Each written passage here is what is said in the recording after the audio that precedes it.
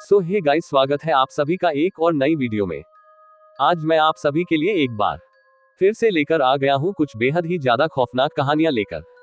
अगर आप मेरे चैनल पे नए हो तो मेक श्योर कि आप इसे सब्सक्राइब करें, क्योंकि मैं आपके लिए ऐसी स्टोरीज लेकर आता रहता हूं। के साथ हम बढ़ते हैं आज की अपनी फर्स्ट स्टोरी की तरफ। ली डेविड जापान के स्कूल में पढ़ने वाला एक लड़का था। उसकी उम्र 15 साल थी। वह हर रोज पैथल स्कूल आता और जाता था। अपने स्कूल से घर लौटते वक्त रास्ते में एक बड़ा सा घर पड़ता था जो कि सालों से खाली पड़ा हुआ था। अपने बचपन से लेकर अब तक डेविड ने कभी भी उस घर में किसी को भी आते जाते नहीं देखा था।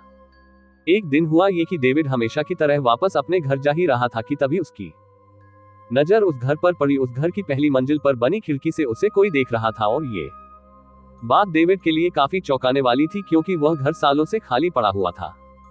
उसने ध्यान से देखा तो लगभग उसी की उम्र की एक खूबसूरत लड़की उस खिड़की में से उसे देख रही थी। उसे लगा कि शायद उस घर में अब कोई रहने आया है और यही सोचकर वह अपने घर की ओर चल दिया। लेकिन ये चीज अब हर रोज होने लगी। जब भी स्कूल से घर जाते वक्त वह घर आता, डेविड की नजरें ना जाने क्यों अपने आप ही खिड़की पर चली जाती और वहां पर उसे वो लड़की हर रोज नजर आती। डेविड को अब वो लड़की पसंद आने लग गई थी। एक दिन हुआ ये कि डेविड का करीबी दोस्त सुनियो किसी बात से दुखी था और उसके बाकी सारे दोस्त उसे शांत करा रहे थे।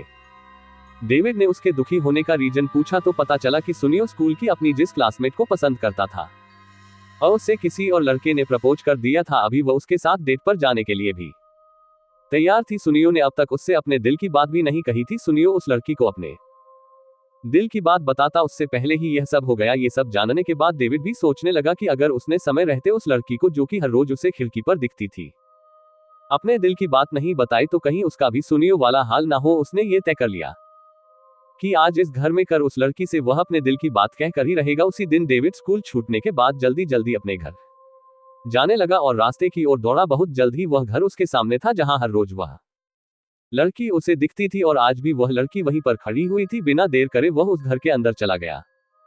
लेकिन हैरान करने वाली बात यह थी कि घर अंदर से पूरा वीरान पड़ा था, मानो सालों से वहां पर कोई आया ही ना हो। लेकिन डेविड ने तो इस बात पर ध्यान ही नहीं दिया और उसके सिर पर उस लड़की का भूत जो सवार था।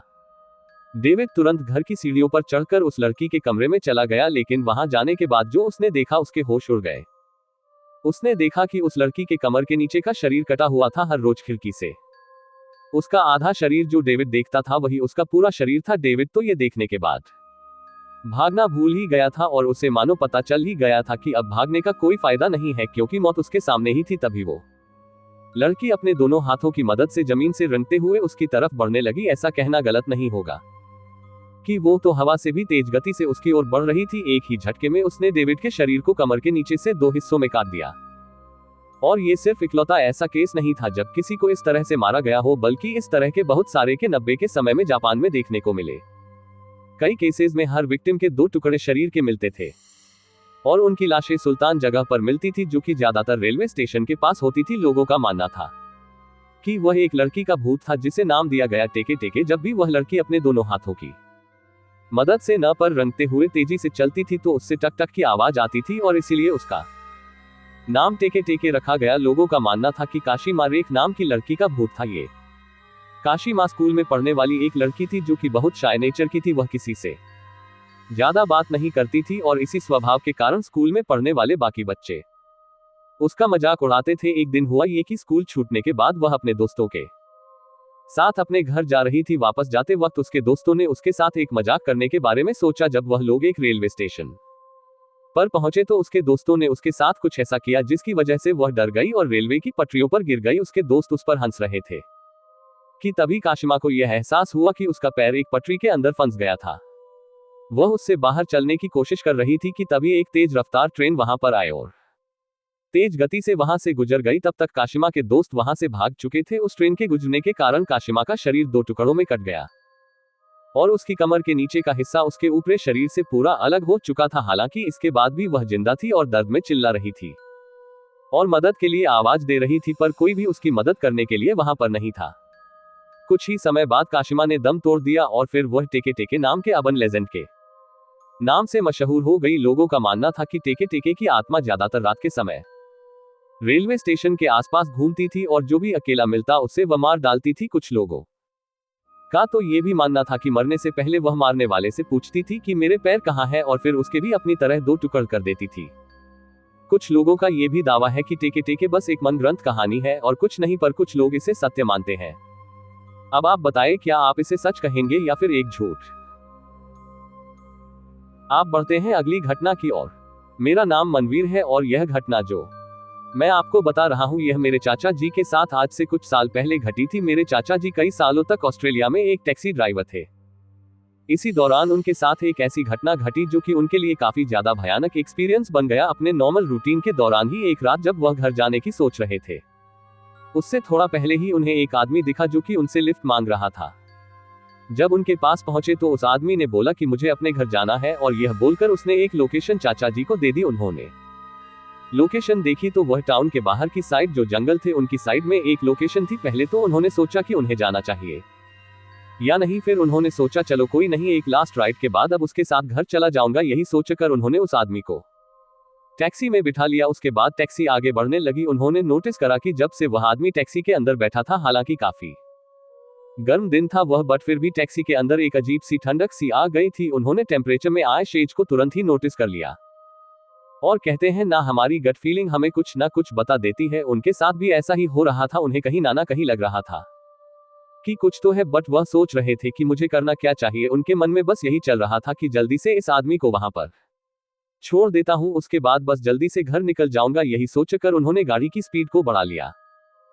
थोड़ी देर में मेन हाईवे से उतरकर वह एक साइड लेन में आ गए थे, और दोनों तरफ सड़क के बस पेड़ ही पेड़ दिखाई दे रहे थे, और रोड भी बस, और लाइटिंग भी कुछ खास नहीं थी रोड पर। बाकी दोनों तरफ बस अंधेरा ही दिख रहा था। तभी इतने में उन्हें कुछ आवाज आई। वो पीछे मुड़कर देखे तो पाए कि वो आदमी उनकी तरफ ही देख रहा है, और बस देख ही नहीं रहा, मतलब काफी अजीब तरीके से उन्हें स्टेयर कर रहा है। नहीं रहा मतलब काफी अजीब तरीके से उन्हें स्टेयर कर रहा है। उन्होंने ऐसे ही मजाक का माहौल बनाने के लिए कहा कि क्या हुआ भाई साहब, और यहाँ पर सारी बातें इंग्लिश में ही हो रही थी। कहीं आप सोचे कि हिंदी कौन बोल रहा है। उस आदमी का जवाब था मैं अकेला हूँ। उसकी इस बात को सुनकर चाचा जी को ऐसा लगा कि शायद वो अकेला रहता होगा और शराब वरा पीकर आया हुआ है। चाचा ने उसके बाद का जवाब देना सही नहीं समझा और आगे मुड़कर वापस गाड़ी चलाने पर ध्यान देने लगे। थोड़ी देर में फाइनली वो उस लोकेशन पर पहुंच गए, बट उन्होंने ये देखा कि उनके आसपास कोई भी घर दिख नहीं रहा था। वह आदमी गाड़ी से निकल गया और फिर उनके राइट साइड पर आकर उन्हें पैसे देने लगा। चाचा जी को अभी भी काफी ज्यादा अजीब सा फील हो ही रहा था। उनकी नजर मुश्किल से आधे सेकंड के लिए लेफ्ट साइड पर गई होगी, जहां पर उन्हें शायद कुछ आवाज आई थी या कुछ भी हो, बट उन्होंने जैसे ही उधर देखकर वापस अपने राइट साइड पर देखा, वह आदमी गायब हो गया। वो आदमी कहीं भी नहीं था। इवन वहां पर कोई ऐसी जगह भी नहीं थी कि वहां पर वो तुरंत भागकर चला जाए। चाचा जी को समझ में आ गया कि उनके साथ कोई साधारण घटना नहीं हुई है। उन्होंने एक बार अपने आगे पीछे दा भाई हर जगह देखा भी, पर दूर दूर तक बस पेड़ के अलावा कुछ भी नहीं दिख रहा था, और उस आदमी का नामो निशान तक नहीं था, और इतना टाइम उससे मिला भी नहीं होगा कि वह तुरंत इतनी जल्दी कहीं भाग जाए। चाचा समझ गए और फौरन वह गाड़ी के अंदर बैठे। उन्होंने हनुमान चालीसा स्टार्ट कर दी और गाड़ी को तेजी से वहां से निकाला। उस रात वह जैसे जैसे घर आ गए, अगले दिन उन्होंने अपने कुछ और आसपास के टैक्सी ड्राइवर दोस्तों से इस बारे में बताया, तो उनमें से एक ने बताया कि यह घटना पहली बार तुम्हारे साथ नहीं हुई है। उस हाईवे पर पॉल नाम का एक आदमी अक्सर कई लोगों को दिखा है, और वो आदमी ऐसा ही करता है, उसे एक लोकेशन पर ले आकर वो कहीं गायब हो जाता है। बोलते हैं कई साल पहले उसकी वाइफ उसे छोड़कर चली गई थी, जिसके बाद उसने सुसाइड कर लिया। वह अकेला रहता था और उसके बाद से ही इस तरीके की घटनाएं शुरू हो गई। उस हाईवे पर भी रात में जो निकलता है उसे वहां पर अक्सर उसकी आत्मा दिखती रहती है। ये बात सुनकर चाचा जी की हालत खराब हो गई और उन्होंने रात में जल्दी से ही घर आना शुरू कर दिया, और देर रात में टैक्सी चलाने से वह बचने हैं।